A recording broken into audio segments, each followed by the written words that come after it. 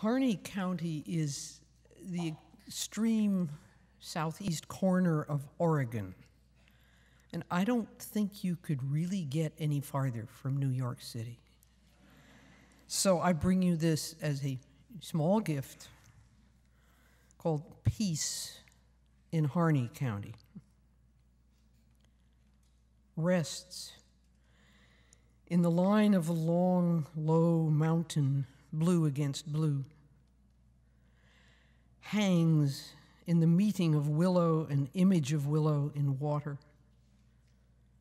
Describes all the sky with the vulture's rapturous, languorous circle. Sleeps in a whitening deer bone in dust at the fall of the rimrock. Peace is the form and the meeting, the soaring, the sun on the bone.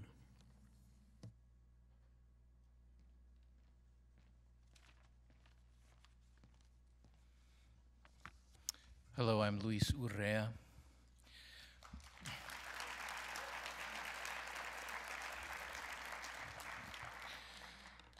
When I was a boy, Ursula found me and decided to be my mentor and to train me to be an author.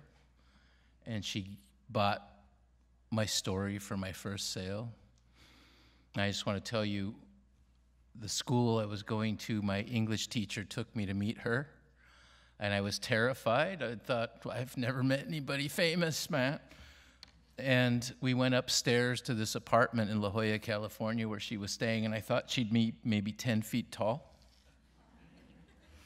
And she was quite tiny, and she was smoking a pipe,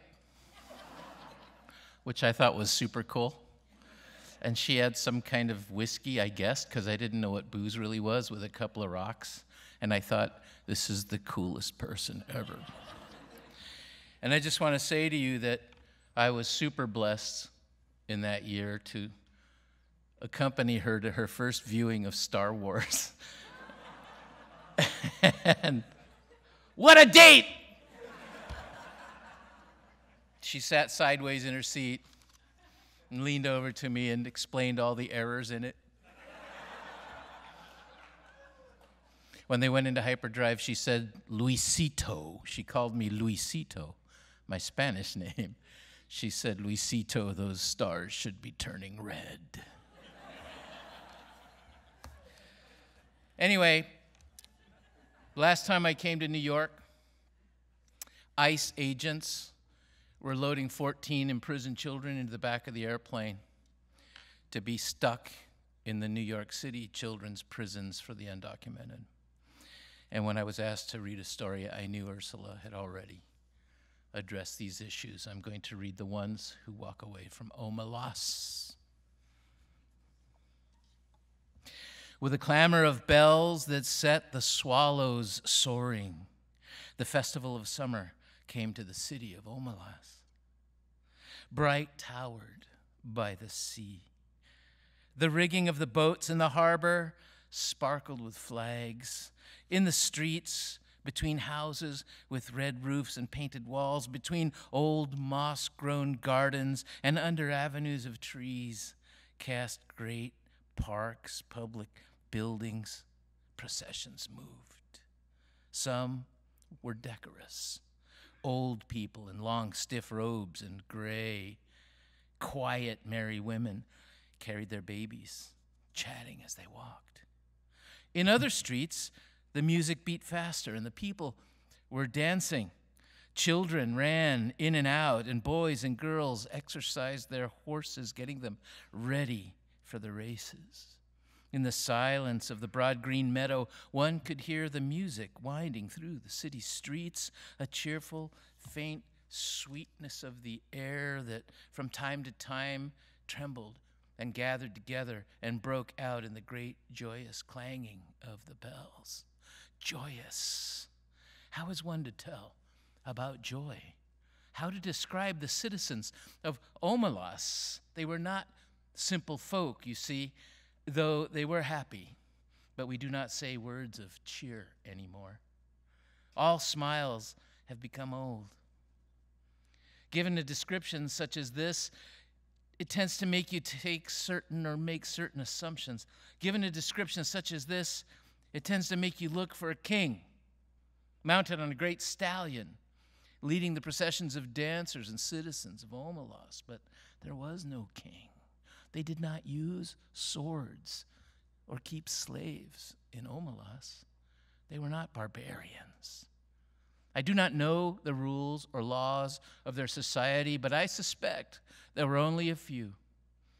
As they did without a king and without slavery, they also did without the stock exchange, the secret police, and bombs. Yet I repeat, these were not simple folk. They were not less complex than us. The trouble is that we have a bad habit, encouraged by scholars and philosophers, considering happiness as something rather stupid. Only pain is intellectual. Only evil is interesting. This is the sin of the artist, a refusal to admit that all evil is dull and pain is boring. How can I tell you about the people of Omelas? They were not naive and happy children, though their children were. They were mature, intelligent, passionate adults whose lives were not horrible. Oh, miracle. But I wish I could describe it better to you. I wish I could convince you. Omelas sounds in my words like a city in a fairy tale long ago and far away, once upon a time. Perhaps it would be best if you imagined it however you want to, for certainly I cannot describe well enough to suit you all. For instance, how about technology? I think that there would be no cars or helicopters in or above the streets of Omelas. Happiness is based on a just discrimination of what is necessary, and in Omelas, cars and helicopters were just not necessary. The people of Omelas could have had central heating and air, subway trains, washing machines, all kinds of marvelous devices not yet invented here, like floating light sources, the cure for the common cold, or they could have had none of that. It doesn't really matter. As you like it. Imagine it as you will. One thing I know that there was none of in Omelas is guilt.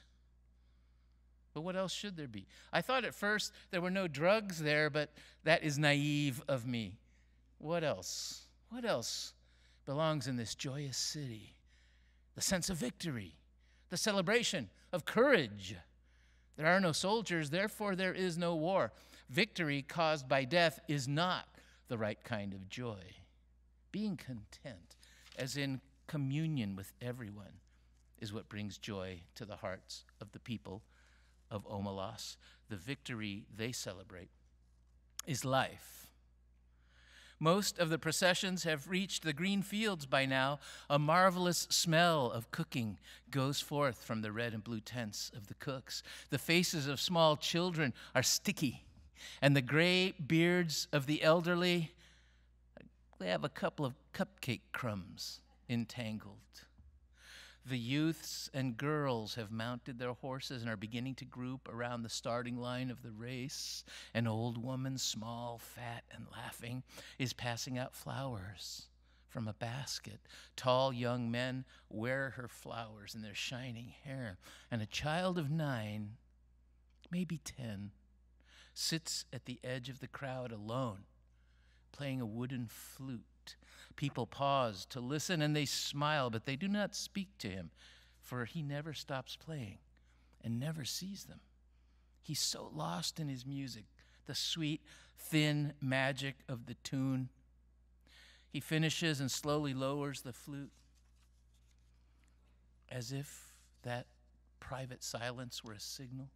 All at once, a trumpet sounds from the pavilion near the starting line, imperious melancholy piercing. The horses rear on their slender legs, and some of them neigh in answer. Sober-faced, the young riders calmly stroke the horses' necks and soothe them whispering, "Quiet, quiet, my beauty, my hope." They begin to form. They make a rank on the starting line. The crowds along the race course are like a field of grass and flowers in the wind. The festival of summer has begun.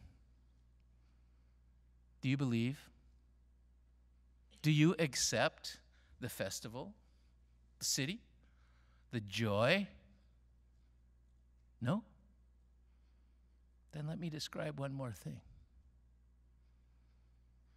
In the basement, under one of the beautiful public buildings of Omelas, there is a room. It has one locked door and no window. A little light seeps in dustily between the cracks in the boards, secondhand from a cobwebbed window somewhere across the cellar. In one corner of the little room, a couple of mops with stiff, clotted, foul-smelling heads stand near a rusty bucket. The floor is dirt, a little damp to the touch, as cellar dirt usually is.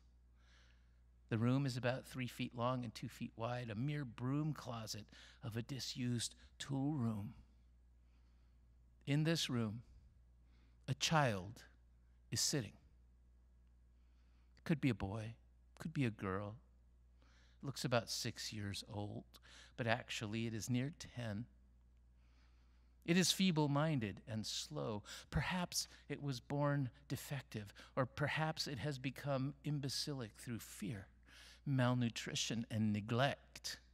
It picks its nose and occasionally fumbles vaguely with its toes. It sits hunched in the corner farthest from the bucket and the 2 mops. It is afraid of the mops.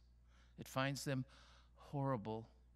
It shuts its eyes but knows the mops are still standing there, and the door is locked and no one will come. The door is always locked and nobody ever comes, except that sometimes the child has no understanding of time. Sometimes the door rattles terribly and opens, and a person or several people are standing there. One of them may come in and kick the child to make it stand up. The others never come close but peer in at it with frightened, disgusted eyes. The food bowl and the water are hastily filled and the door is locked. The eyes disappear. The people at the door never say anything, but the child, who has not always lived in darkness, not always lived in a closet, can remember sunlight, and its mother's voice sometimes says, "I will be good." It says, "Please let me out. I'll be good." They never answer it. The child used to scream for help at night and cry a lot, but now it only makes a kind of whining. And it speaks less and less often. It is so thin, there are no calves on its legs. The belly doesn't protrude. It lives on a half bowl of cornmeal and grease a day. It is naked. Its buttocks and thighs are a mass of festering sores as it sits in its own excrement continually. They all know it is there, the people of Omelas. Some of them have come to see it. Others are content merely to know it is there. They all know that it has to be there. Some of them understand why, and some do not, but they all understand that their happiness, the beauty of their city, the tenderness of their friendships, the health of their children, the wisdom of their scholars, the skill of their makers, even the kindly weathers of their skies depend wholly on this child's horrid misery. This is usually explained to children when they are between 8 and 12. Whenever they seem capable of understanding. And most of those who come to see the child are young people, though often enough an adult comes or comes back to see the child. No matter.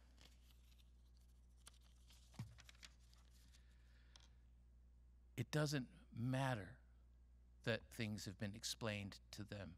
These young spectators are always shocked, sickened at the sight.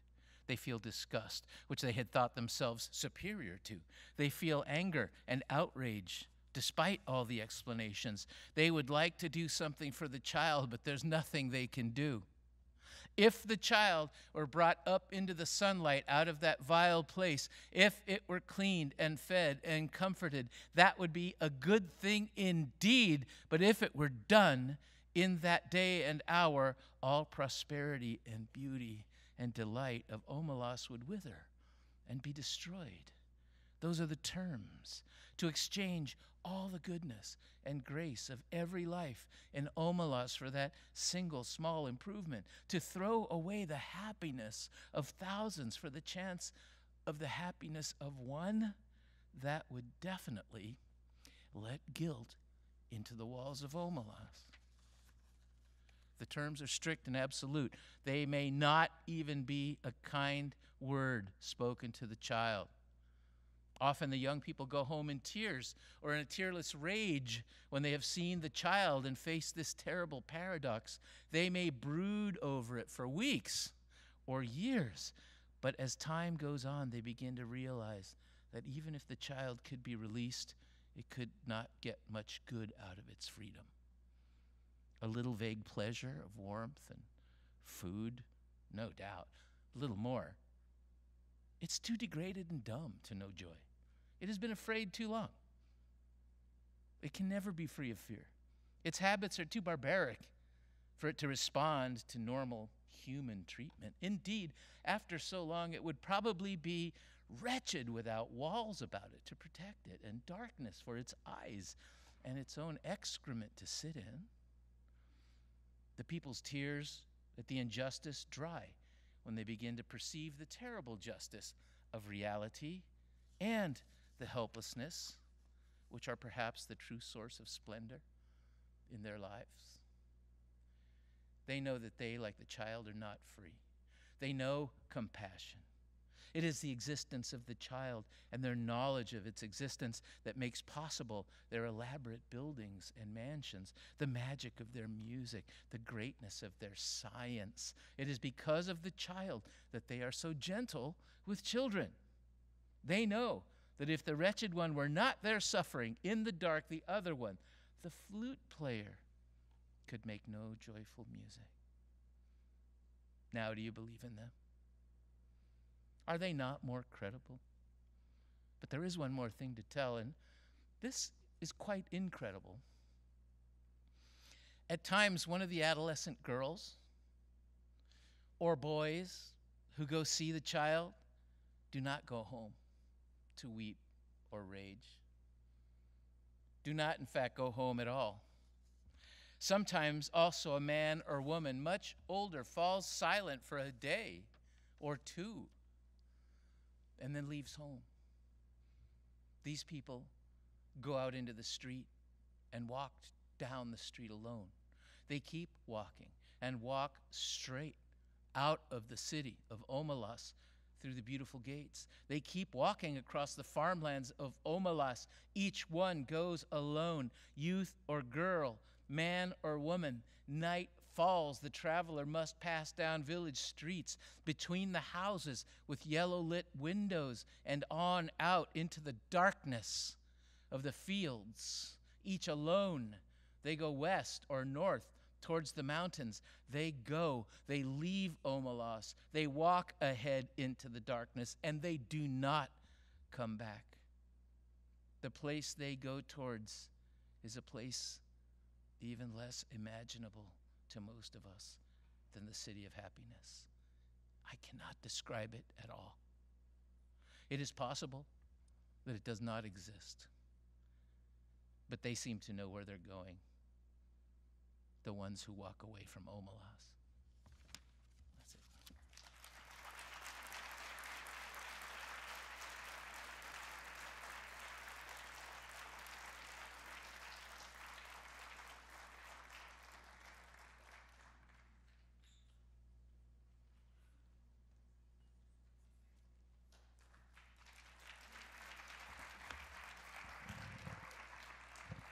Thank you. Ursula wrote a number of stories in which people traverse areas of bitter cold. I know that you have done the same to be here tonight in her spirit and her honor. I am going to read a blog post that she wrote, one of the later things that she wrote. She took to blogging like a duck to water. I think it is a form that suited her very well, and I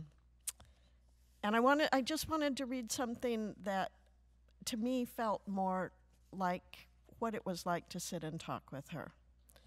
And so I have chosen the blog post that is entitled "Without Egg." And she wrote it in July 2011.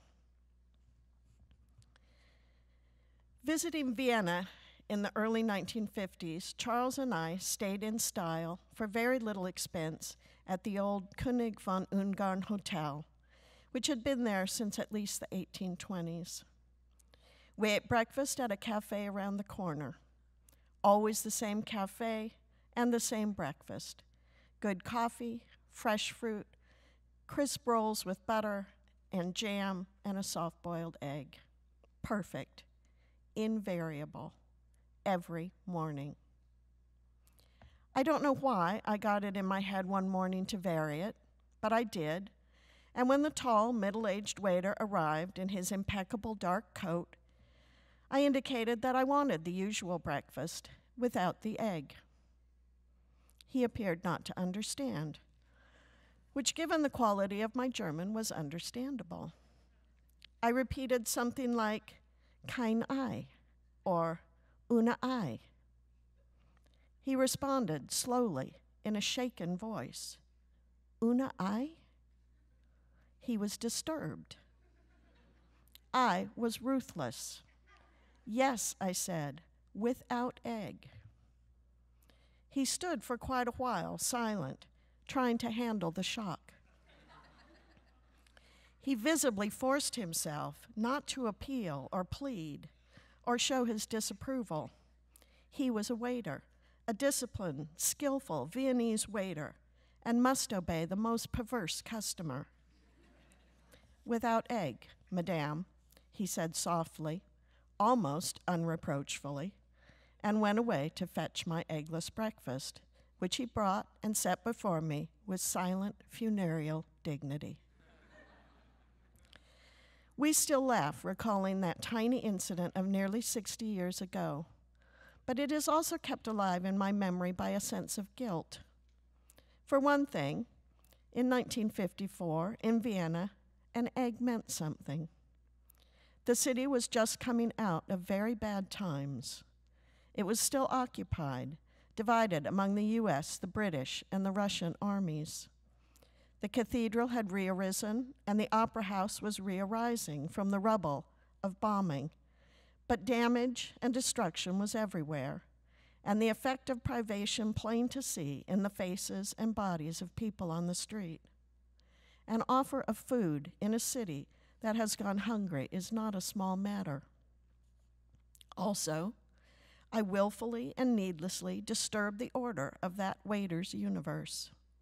A very small universe, the Viennese cafe breakfast, but a stable, orderly, perfected one.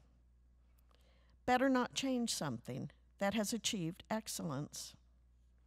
And it was unkind to demand of a person who has spent his working life maintaining that excellence to impair it, to do something he so clearly felt was wrong.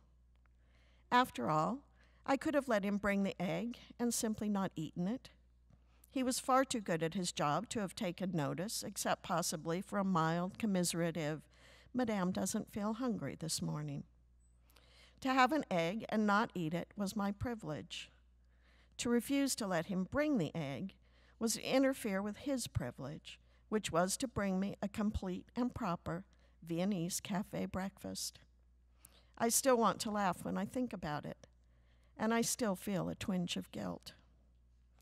The guilt has increased since I began a couple of years ago to have a soft-boiled egg for breakfast. To have, in fact, a Viennese cafe breakfast every morning, invariably. I can't get those lovely, light, crisp European rolls. Why do the artisanal bread people in this country think crust should be thick and tough? The more leathery, the more artisanal? But Thomas's English muffins are very good. So I have them with tea, fruit, and a 3.5-minute egg eaten, as in Vienna, from the shell. To soft boil an egg, I put it in a small pot with cold water to cover, set it on high heat till it boils furiously, take it off at once, turn over the egg timer, a 3.5-minute glass, and start the muffins toasting. When the sand is through the glass, the egg comes out of the water and into the egg cup. As you see, a certain care and ceremony is involved, which is what I wanted to talk about, and also why the egg cup is important. If you crack a soft-boiled egg and dump it out into a bowl, it tastes the same, but isn't the same. It's too easy. It's dull. It might as well have been poached. The point of a soft-boiled egg is the difficulty of eating it, the attention it requires, the ceremony. So you put your freshly boiled egg into the egg cup, but not everyone is familiar with egg cups. In this country, they are usually an hourglass shape with one lobe or bowl bigger than the other. The small end is just big enough to hold the egg. You could eat it there from its shell, but most Americans take it out, turn the egg cup over, crack the egg, and dump it into the larger bowl, where they smush it around and eat it. British and European egg cups don't offer that option. They have no big bowl. They are just a small china cup on a short pedestal like a goblet in which the egg sits upright. You have no choice but to eat your egg out of its own shell. This is where things get ceremonial and interesting. So, you put your freshly boiled egg into the egg cup, but which end up? Eggs are not perfect ovids. They have a smaller end and a bigger end. People have opinions about which end should be up, i.e., which end you actually eat the egg out of. This difference of opinion can become so passionate that a war may be fought about it, just as we know from Jonathan Swift. It makes just as much sense as most wars and most differences of opinion. I am a big ender.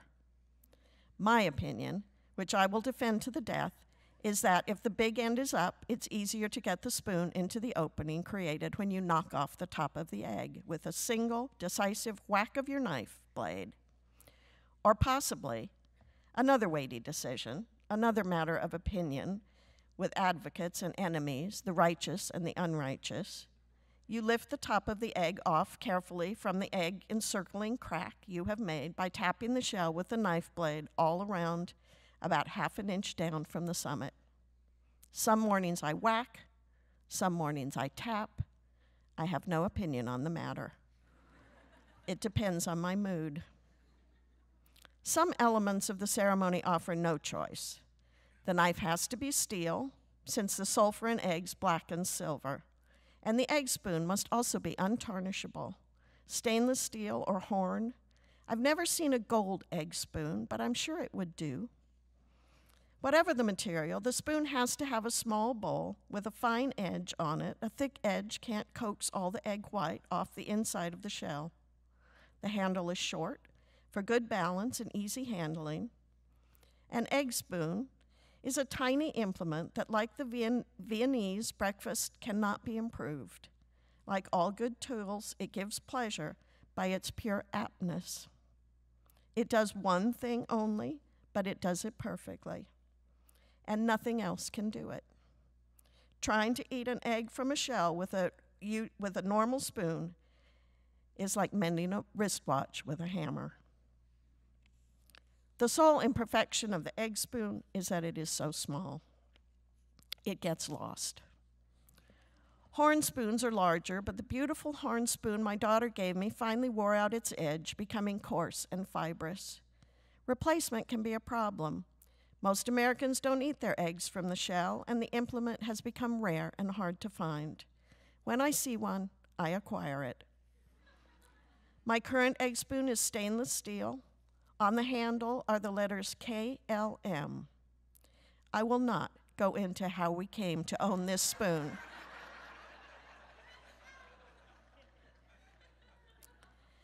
You see what I mean about difficulty. Eating an egg from the shell takes not only practice, but resolution, even courage, possibly willingness to commit crime. If you are in the whacking mood, the first whack of the knife on the shell is decisive. A firm whack on a good shell in the right place decapitates the egg cleanly with one blow. Ideal. But some eggshells are feeble and crumbly, and sometimes your aim is tentative or faulty. After all, this is something you have to do before breakfast. If you hit too high, the opening isn't big enough. Too low, you get into yolk, which you don't want to do yet. So maybe you choose to tap instead of whacking. Nowhere near as exciting, but you have more control of the outcome. So, now you have opened your egg. You stick the spoon right down into it, but not too suddenly, or the yolk will well up and dribble wastefully down the outside of the shell. The 3.5-minute egg white is barely firm, while the yolk has thickened just enough to make a beautiful golden sauce for the white.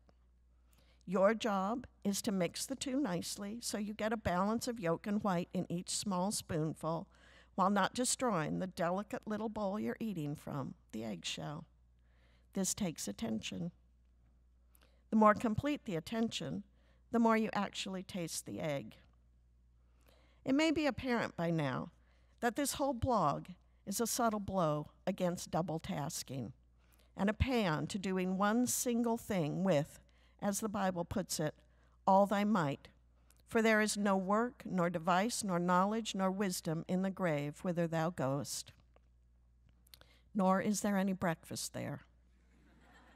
The grave is without egg. The flavor of a soft-boiled egg is extremely subtle. I like salt and pepper on a fried egg, but nothing at all on a boiled egg. It is completely satisfactory in and by itself. If a little butter from the muffin gets into it, that's fine too. The soft-boiled egg experience is the same every morning and never the same. It remains endlessly interesting. It is invariably delicious. It delivers a small, solid dose of high-quality protein. Who could ask for more? Of course, I'm very lucky. I can get toxin-free eggs at our co-op from local farmers who don't cage their birds in pest holes and don't feed them on carrion. The eggs are brown with strong shells and orange yolks, not the weak, pallid things laid by hens kept in filth and torment all their lives. The Oregon legislature has at last decided to ban poultry batteries. Hooray. The ban will take effect in 2024. Unhooray. The lobbies who run our lives demand that torture, ordure, and disease continue for 13 more years. I will not live to see the birds go free. Thank you.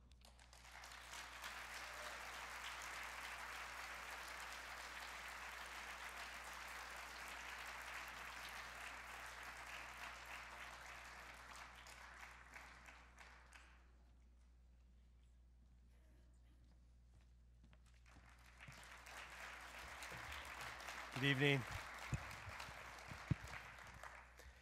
I'm Michael Chabon.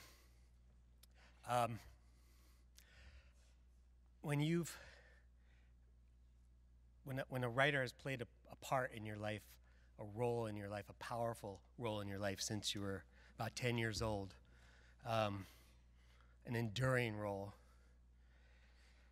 it could be very dangerous some 40 years later to meet that writer in person. And I've had enough disappointing experiences over the years meeting my literary heroes that I was a little bit nervous about meeting Ursula when I first arranged to do so, shortly after my father and my stepmother moved to Portland, where I knew that she lived and had been living. And on some kind of impulse, I was able to reach out to her and arrange to meet her, and it was love at first sight, or 100th sight, because her books had been so important to me and continued to meet me on my own terms as I got older. They were there for me when I was 10. They were there for me when I was 15. They were there for me when I was 30, and they're still there for me now. She's one of my most frequently reread writers. And once I knew her a little bit, and I'd never got to know her well, she began to have impact on me in other ways, personally. And one of those was when we first went to meet her, I had my family and my children with me, and among them was my daughter Rose, who was very little at the time. She's 17 now, so I'm going to say she was 7 or 8. And Rose has dyslexia, and she had really struggled to learn how to read, and but wanted very desperately to learn how to read, and had just finally reached a point where she could select the books that she wanted to read and be able to read them. And the very first books that she did so with were Ursula K. Le Guin's Cat Wings series. And if you don't know that series is just a delightful series of books she wrote for young readers. And so these were Rose's very first books, the ones that she chose and she was able to read and to love them. And then very shortly thereafter, here she is getting to meet Ursula K. Le Guin, who wrote them. And I'm not entirely sure what that experience was like for her, but what I do know is when we got back home, shortly thereafter, a package arrived in the mail for Rose, and in the package was a little stone carving of a cat from Ursula. And she said, "I'm sorry it doesn't have wings, but this is, for you." And for Rose, she took it as a real talisman of her accomplishment and of getting this, as validating as the experience of being able to read the book was, to have the very author of those books send you this token of your accomplishment. I know how powerfully important that was, and it says a lot about Ursula as well. And I'll just say in passing, because I'm a Jewish parent and I'm going to schwitz a little bit, that Rose, we just found out she got admitted to Vassar like 2 days ago, so I'm going to lay that on Ursula as well. Another impact of her work, and I'm going to share this in the form of a reading, is I'm a Berkeley Jew, and that can mean a lot of different things. What it means in the case of my family is that we did our own bar and bat mitzvahs for the 4 children. We created the text that we used. The Siddur was one that we generated ourselves, and with help from a lay teacher. And those Siddurs varied according to which of my 4 children was having the bar bat mitzvah in some ways. But one thing that was a constant element in all of those Siddurim was the poem that I'm going to read to you now. It's from Always Coming Home, her very interesting utopian assemblage that she wrote. And it goes like this. Please bring strange things. Please come bringing new things. Let very old things come into your hands. Let what you do not know come into your eyes. Let desert sand harden your feet. Let the arch of your feet be the mountains. Let the paths of your fingertips be your maps, and the ways you go be the lines on your palms. Let there be deep snow in your inbreathing, and your outbreath be the shining of ice. May your mouth contain the shapes of strange words. May you smell food cooking you have not eaten. May the spring of a foreign river be your navel. May your soul be at home where there are no houses. Walk carefully, well-loved one. Walk mindfully, well-loved one. Walk fearlessly, well-loved one. Return with us, return to us, be always coming home. That poem and the text that we made have been shared out among other Berkeley families over the years who are getting their own bar and bat mitzvahs together. And I've gone to several of those subsequent events, and this poem has endured. Even though families have often changed almost everything else except the prayers themselves, this poem has stuck.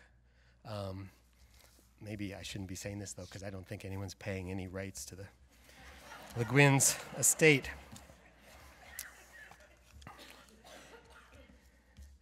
The story I'm going to read is it's from her Orsinian tales, and I don't know if you know those. They're not as widely read as some of her other books, but for the most part, they're set in an imaginary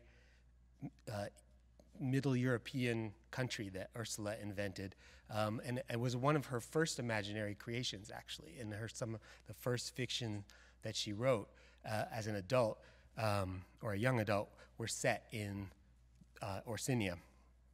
This is one of those tales, but it stands out from the others because it doesn't have that same sort of clockwork fairy tale country quality that the other stories do. And it's the last in the collection. We can't drive to the river on Sunday, the Baron said, because we're leaving on Friday. The two little ones gazed at him across the breakfast table. Zita said, "Marmalade, please." But Paul, a year older, found in a remote, disused part of his memory a darker dining room, from the windows of which one saw rain falling. "Back to the city?" he asked. His father nodded. And at the nod, the sunlit hill outside these windows changed entirely, facing north now instead of south. That day, red and yellow ran through the woods like fire. Grapes swelled fat on the heavy vines, and the clear, fierce, fenced fields of August stretched themselves out, patient and unboundaried, into the haze of September. Next day, Paul knew the moment he woke that it was autumn, and Wednesday. "This is Wednesday," he told Zita. "Tomorrow's Thursday, and then Friday when we leave." "I'm not going to," she replied with indifference, and went off to the little woods to work on her unicorn trap.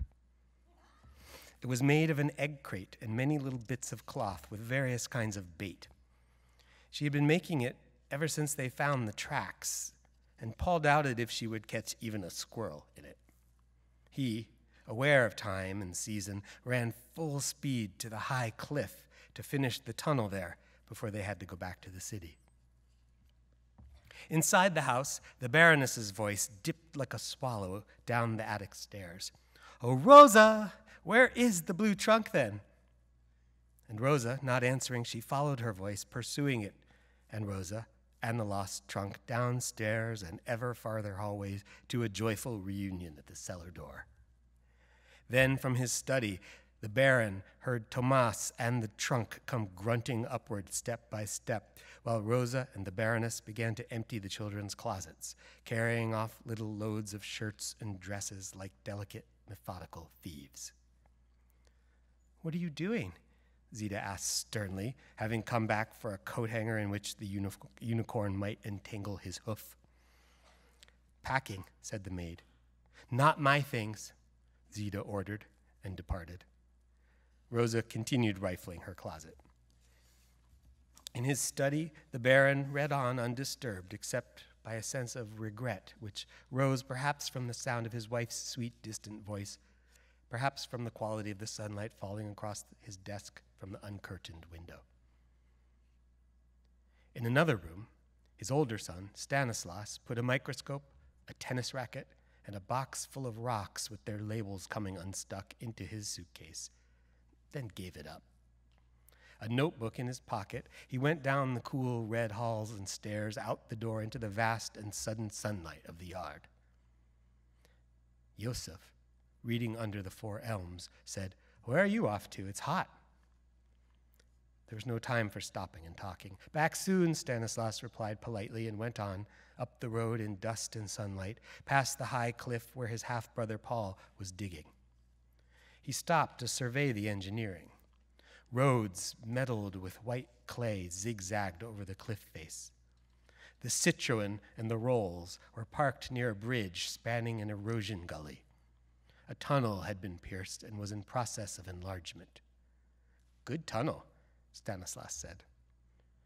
"Radiant and filthy," the engineer replied. "It'll be ready to drive through this evening. You want to come to the ceremony?" Stanislaus nodded and went on. His road led up a long, high hill slope, but he soon turned from it and, leaping the ditch, entered his kingdom and the kingdom of the trees. Within a few steps, all dust and bright light were gone. Leaves overhead and underfoot, an air like green water through which birds swam, and the dark trunks rose, lifting their burdens, their crowns, towards the other element, the sky. Stanislaus went first to the oak and stretched his arms out, straining to reach a quarter of the way around the trunk. His chest and cheek were pressed against the harsh, scored bark.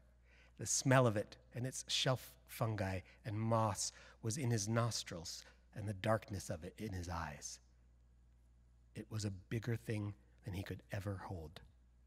It was very old and alive and did not know that he was there.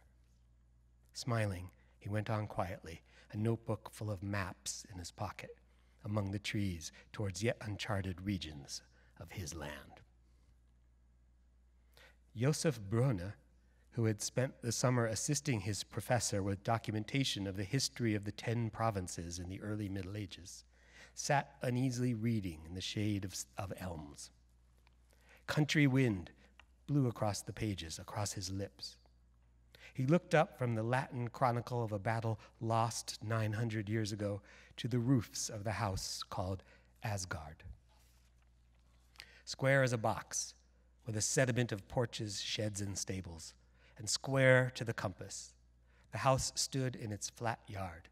After a while, in all directions, the fields rose up slowly, turning into hills, and behind them were higher hills, and behind them, sky.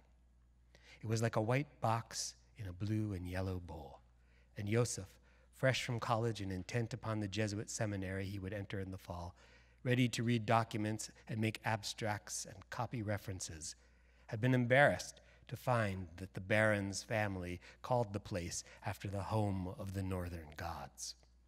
But this no longer troubled him. So much had happened here that he had not expected, and so little seemed to have been finished. The history was years from completion. In 3 months, he had never found out where Stanislaus went alone up the road. They were leaving on Friday. Now or never. He got up and followed the boy. The road passed a 10-foot bank, halfway up which clung the little boy Paul, digging in the dirt with his fingers, making a noise in his throat. Vroom, vroom. A couple of toy cars lay at the foot of the bank.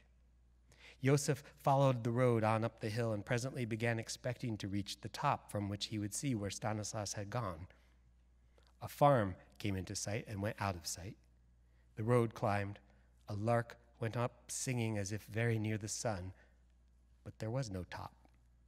The only way to go downhill on this road was to turn around. He did so.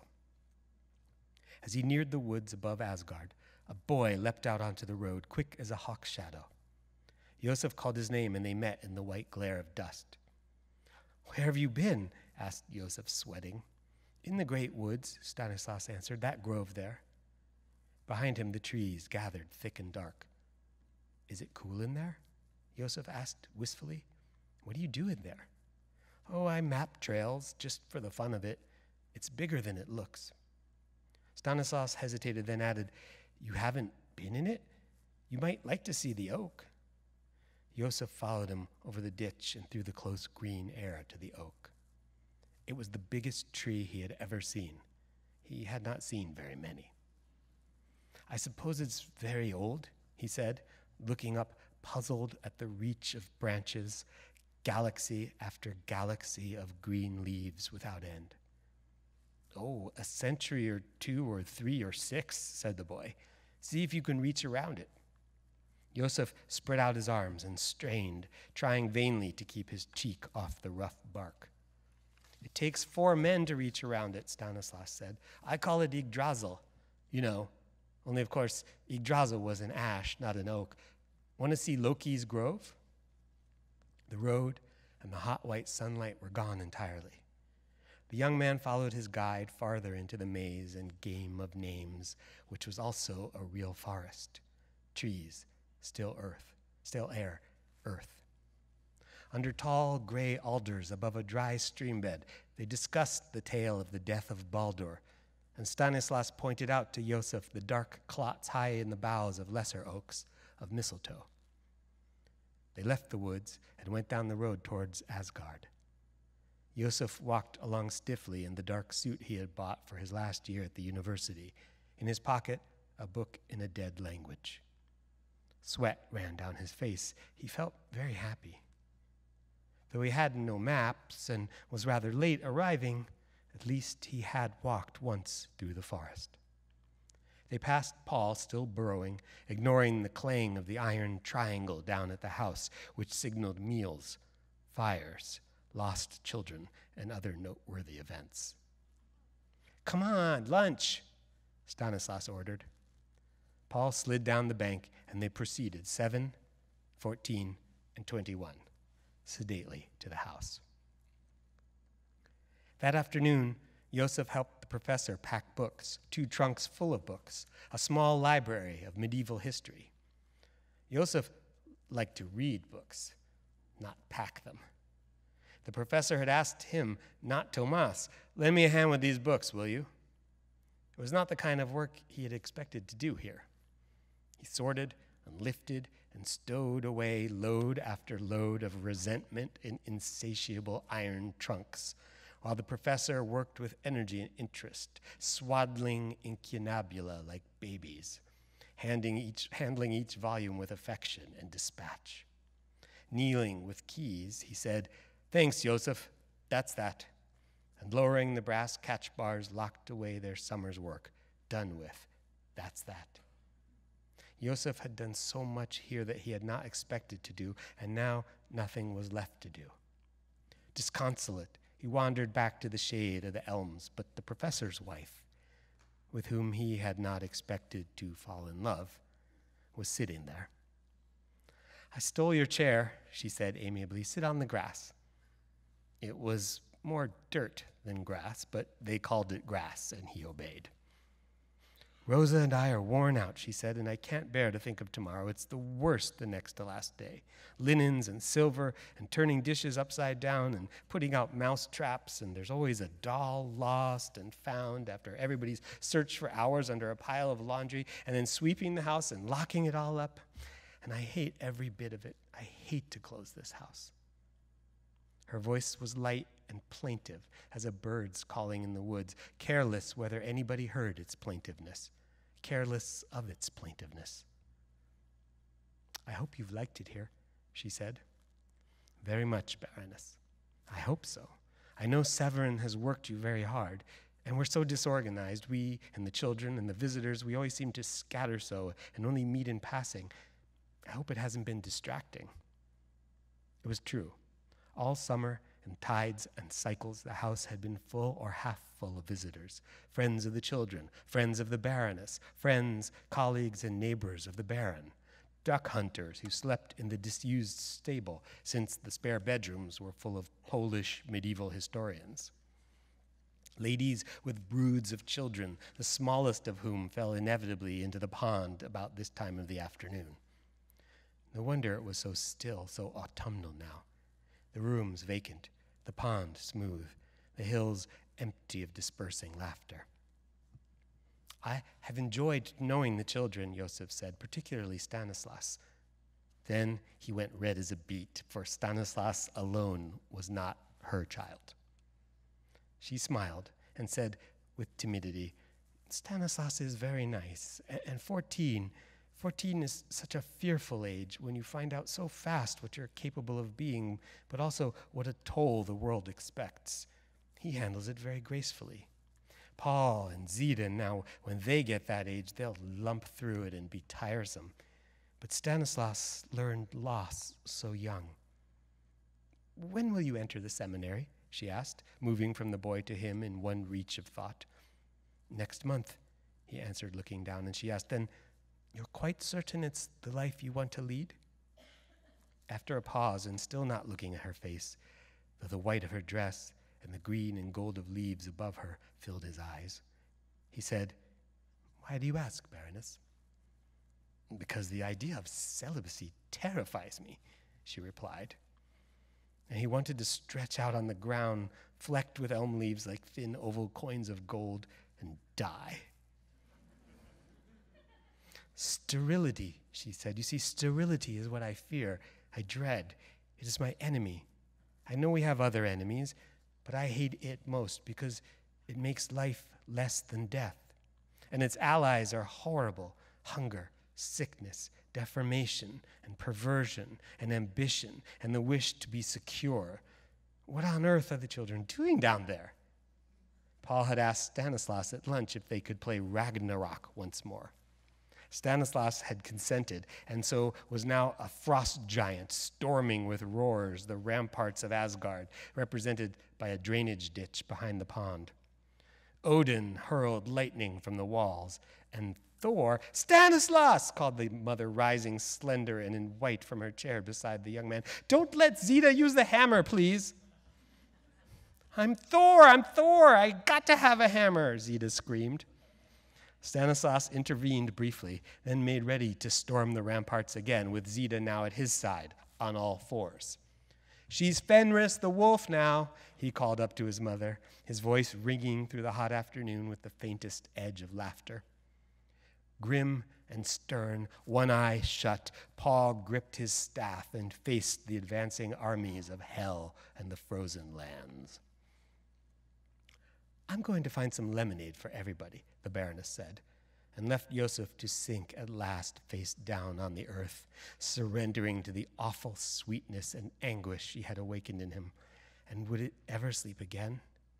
While down by the pond, Odin strove with the icy army on the sunlit battlements of heaven. Next day, only the walls of the house were left standing. Inside, it was only a litter of boxes and open drawers and hurrying people carrying things. Tomas and Zita escaped, he being slow-witted amid turmoil and the only year-round occupant of Asgard, to clean up the yard out of harm's way, and she to the little woods all afternoon. At 5, Paul shrilled from his window, the car, it's coming!" An enormous black taxi built in 1923 groaned into the yard, feeling its way, its blind, protruding headlamps flashing in the western sun. Boxes, valises, the blue trunk, and the 2 iron trunks were loaded into it by Tomas, Stanislas, Joseph, and the taxi driver from the village, under the agile and efficient supervision of Baron Severin Ejideskar, holder of the Follin Chair of Medieval Studies at the University of Krasnoy. "And you'll get us back together with all this at the station tomorrow at 8, right?" The taxi driver, who had done so each September for 7 years, nodded.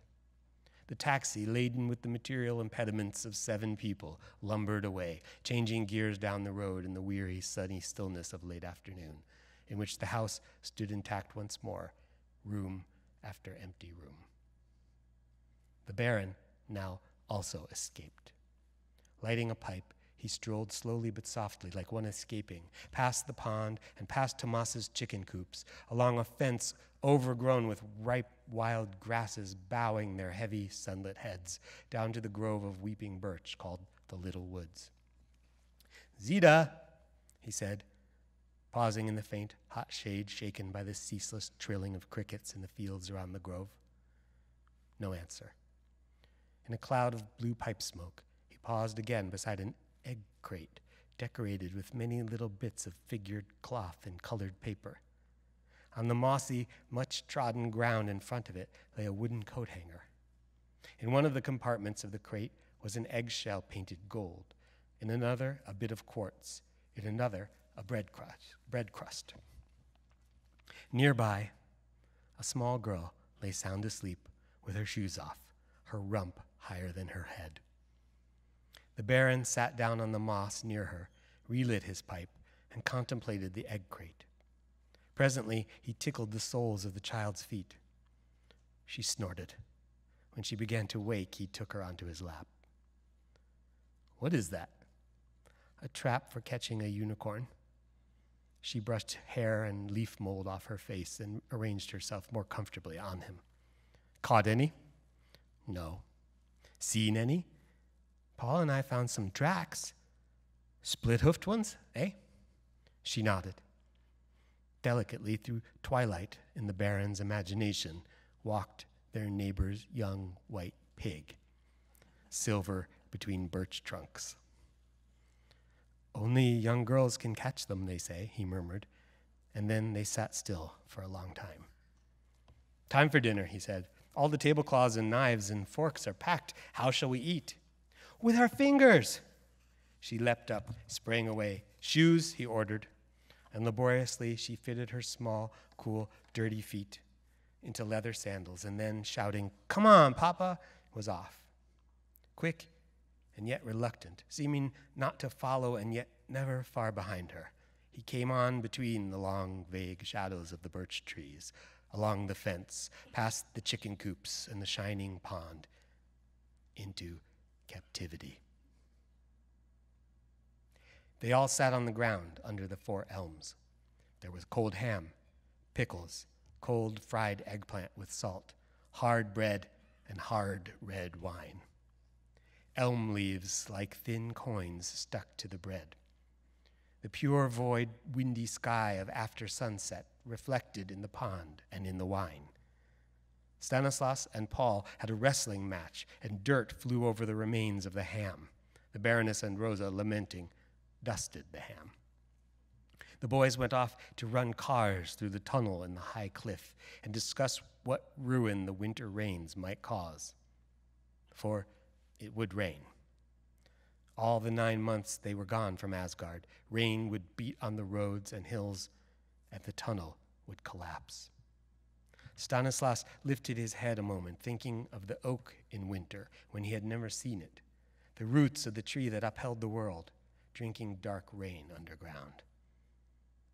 Zita rode clear round the house twice on the shoulders of the unicorn, screaming loudly for pure joy, for eating outside on the ground with fingers, for the first star seen only from the corner of the eye over the high fields faint in twilight. Screaming louder with rage, she was taken to bed by Rosa and instantly fell asleep. One by one, the stars came out, meeting the eye straight on. One by one, the young people went to bed. Thomas, with the last half bottle, sang long and hoarsely in the Dorian mode in his room above the stable. Only the Baron and his wife remained out in the autumn darkness under leaves and stars. "I don't want to leave," she murmured. "Nor I." "Let's send the books and clothes on back to town and stay here without them." "Forever," he said. But they could not. In the observance of season lies order, which was their realm. They sat on for a while longer, close side by side as lovers of 20. Then rising, he said, "Come along, it's late, Freya." They went through darkness to the house and entered. In coats and hats, everyone ate bread and drank hot milk and coffee out on the porch in the brilliant early morning. "The cart's coming," Paul shouted, dropping his bread in the dirt. Grinding and changing gears, headlamps sightlessly flashing, the taxi came. It was there. Zita stared at it, the enemy within the walls, and began to cry. Faithful to the last to the lost cause of summer, she was carried into the taxi head first, screaming, "I won't go! I don't want to go!" Grinding and changing gears, the taxi started. Stanislas's head stuck out of the right front window, the Baroness's head out of the left rear, and Zita's red, desolate, and furious face was pressed against the oval back window, so that those three saw Thomas waving goodbye under the white walls of Asgard, in the sunlight, in the bowl of hills. Paul had no access to a window, but he was already thinking of the train. He saw at the end of the smoke and the shining tracks the light of candles in a high, dark dining room, the stare of a rocking horse in an attic corner, leaves wet with rain overhead on the way to school, and a gray street shortened by a cold, foggy dusk through which shone, remote and festive, the first street light of December. But all this happened a long time ago, nearly 40 years ago. I do not know if it happens now, even in imaginary countries.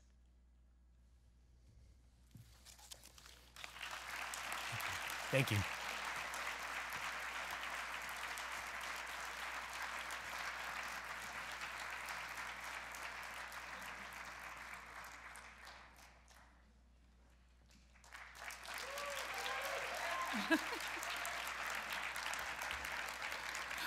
Hi there. We were in the green room in the back. We couldn't tell how much of a crowd had come out. So we knew that someone was here because we could hear the clapping, but we didn't know how many. I did not have the privilege of meeting Ms. Le Guin while she was alive. I do, however, if it's not too presumptuous of me, think of myself as one of her literary legacies. I am a child who grew up reading Earthsea, a young black girl who desperately needed to see some space for herself in fantasy, which she created for me. And then as a younger artist and someone who was starting to branch into the professional area of the field, I found myself kind of at a crossroads. I found myself struggling to reconcile my desire to write this frivolous, entertainment-y thing, fantasy, science fiction, when I am a child of revolutionaries. I was raised to give back. I was raised to try and make the world a better place, and I wondered, how can you do that with something like fantasy? And once again, Ursula Le Guin showed up to explain to me how that could be done. So I'm going to read from the Operating Instructions, which is a talk that she gave in 2002. A poet has been appointed ambassador. A playwright is elected president. Construction workers stand in line with office managers to buy a new novel. Adults seek moral guidance and intellectual challenge in stories about warrior monkeys, one-eyed giants, and crazy knights who fight windmills. Literacy is considered a beginning, not an end. Well, maybe in some other country, but not in this one. In America, the imagination is generally looked on as something that might be useful when the TV is out of order. Poetry and plays have no relation to practical politics. Novels are for students, housewives, and other people who don't work. Fantasy is for children and primitive peoples. Literacy is so you can read the operating instructions. I think the imagination is the single most useful tool mankind possesses. It beats the opposable thumb. I can imagine living without my thumbs, but not without my imagination. I hear voices agreeing with me. Yes, yes, they cry. The creative imagination is a tremendous plus in business. We value creativity. We reward it. In the marketplace, the word creativity has come to mean the generation of ideas applicable to practical strategies to make larger profits. This reduction has gone on so long that the word creative can hardly be degraded further. I don't use it anymore, yielding it to capitalists and academics to abuse as they like. But they can't have imagination. Imagination is not a means of making money. It has no place in the vocabulary of profit-making. It is not a weapon, though all weapons originate from it, and their use or non-use depends on it, as with tools and their uses. The imagination is an essential tool of the mind, a fundamental way of thinking, an indispensable means of becoming and remaining human. We have to learn to use it, and how to use it like any other tool. Children have imagination to start with, as they have body, intellect, the capacity for language, things essential to their humanity, things they need to learn how to use well. Such teaching, training, and practice should begin in infancy and go on throughout life. Young human beings need exercises in imagination as they need exercise in all the basic skills of life, bodily and mental, for growth, for health, for competence, for joy. This need continues as long as the mind is alive. When children are taught to hear and learn the central literature of their people or in literate cultures, to read and understand it, their imagination is getting a very large part of the exercise it needs. Nothing else does quite as much for most people, not even the other arts. We are a wordy species. Words are the wings both intellect and imagination fly on. Music, dance, visual arts, crafts of all kinds, all are central to human development and well-being, and no art or skill is ever useless learning. But to train the mind to take off from immediate reality and return to it with new understanding and new strength, nothing quite equals poem and story. Through story, every culture defines itself and teaches its children how to be people and members of their people. Hmong, Kung people, Hopi, Quechua, French, Californian. We are those who arrived at the fourth world. We are Joan's nation. We are the sons of the sun. We came from the sea. We are the people who live at the center of the world. A people that doesn't live at the center of their world, as defined and described by its poets and storytellers, is in a bad way. The center of the world is where you live fully, where you know how things are done, where things are done rightly, done well. A child who doesn't know where the center is, where home is, what home is, that child is in a very bad way.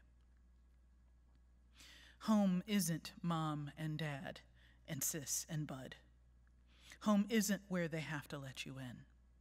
It's not a place at all. Home is imaginary. Home, imagined, comes to be. It is real, realer than any other place. But you can't get to it unless your people show you how to imagine it, whoever your people are. They may not be your relatives. They may never have spoken your language. They may have been dead for 1,000 years. They may be nothing but words printed on paper, ghosts of voices, shadows of minds, but they can guide you home. They are your human community. All of us have to learn how to invent our lives, make them up, imagine them. We need to be taught these skills. We need guides to show us how. Without them, our lives get made up for us by other people. Human beings have always carried on. Goodness, that's weird. I read about a line ahead, so just jump down there. Sorry about that. Human beings have always joined in groups to imagine how best to live and help one another carry out the plan. The essential function of human community is to arrive at some agreement on what we need, what life ought to be, and what we want our children to learn, and then to collaborate in learning and teaching so that we and they can go on the way we think is the right way. Small communities with strong traditions are often clear about the way they want to go and good at teaching it. But tradition may crystallize imagination to the point of fossilizing it as dogma and forbidding new ideas. Larger communities, such as cities, open up room for people to imagine alternatives, learn from people of different traditions, and invent their own ways to live. As alternatives proliferate, however, those who take the responsibility of teaching find little social and moral consensus on what they should be teaching, what we need, what life ought to be. In our time of huge populations exposed continuously to reproduced voices, images, and words used for commercial and political profit, there are too many people who want to and can invent us, own us, shape and control us through seductive and powerful media. It's a lot to ask of a child to find a way through all that alone. Nobody can do anything very much, really, alone. What a child needs, what we all need, is to find some other people who have imagined life along lines that make sense to us and allow some freedom and listen to them. Not hear passively, but listen. Listening is an act of community, which takes space, time, and silence. Reading is a means of listening. Reading is not passive as hearing or viewing. It's an act. You do it. You read at your pace, your own speed, not the ceaseless, incoherent, gabbling, shouting rush of the media. You take in what you can and want to take in, not what they shove at you fast and hard and loud in order to overwhelm and control you. Reading a story, you may be told something, but you're not being sold anything. And although you're usually alone when you read, you are in communion with another mind. You aren't being brainwashed or co-opted or used. You've joined in an act of the imagination. I know no reason why our media could not create a similar community of the imagination, as theater has done in societies of the past, but they're mostly not doing it. They are so controlled by advertising and profiteering that the best people who work in them, the real artists, if they resist the pressure to sell out, get drowned out by the endless rush for novelty, by the greed of the entrepreneurs. Much of literature remains free of such co-optation, in part because a lot of books are written by dead people, who by definition are not greedy. And many living poets and novelists, though their publishers may be crawling abjectly after bestsellers, continue to be motivated less by the desire for gain than by the wish to do what they'd probably do for nothing if they could afford it, that is, practice their art. Make something well, get something right. Literature remains comparatively and amazingly honest and reliable. Books may not be books, of course. They may not be ink on wood pulp, but a flicker of electronics in the palm of a hand. Incoherent and commercialized and worm-eaten with porn and hype and blather as it is, electronic publication offers those who read a strong new means of active community. The technology is not what matters. Words are what matter. The sharing of words. The activation of imagination through the reading of words. The reason literacy is important is that literature is the operating instructions, the best manual we have, the most useful guide to the country we're visiting, life.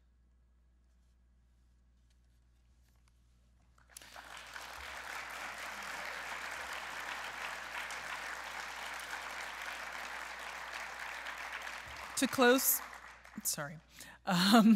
the evening, we'll hear another recording of Ursula reading from the beginning of her late novel, Lavinia, at that same appearance here at the Y in 2009.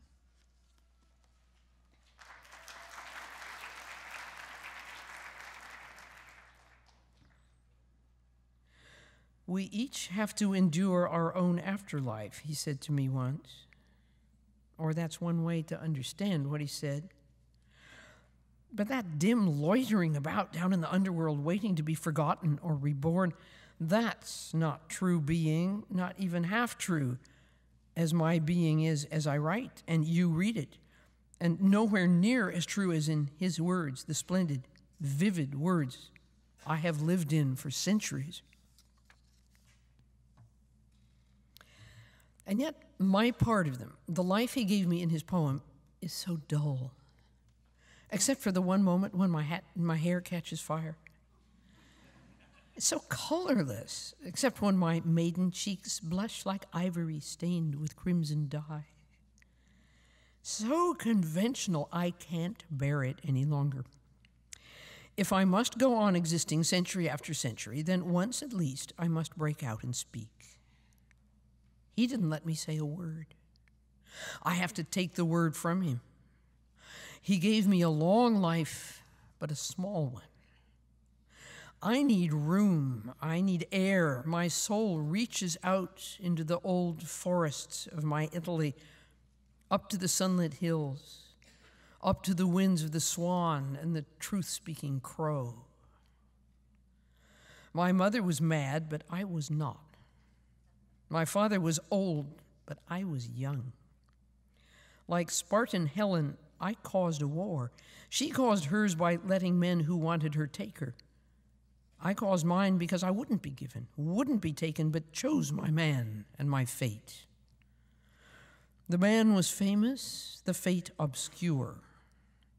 Not a bad balance. All the same, I believe sometimes I must be long dead. And I'm telling this story in some part of the underworld that we didn't know about, a deceiving place where we think we're alive, where we think we're growing old and remembering what happened when we were young, when the bees swarmed and my hair caught fire, when the Trojans came. After all, how can it be that we can all talk to one another? I remember the foreigners from the other side of the world sailing up the Tiber into a country they knew nothing of. Their envoy came to my father's house, explained that he was a Trojan, and made polite speeches in fluent Latin. Now, how could that be? Do we all know all the languages? That can be true only of the dead, whose land lies under all the other lands. How is it that you understand me, who lived 25 centuries ago? Do you know Latin? But then I think, no. It has nothing to do with being dead. It's not death that allows us to understand one another, but poetry.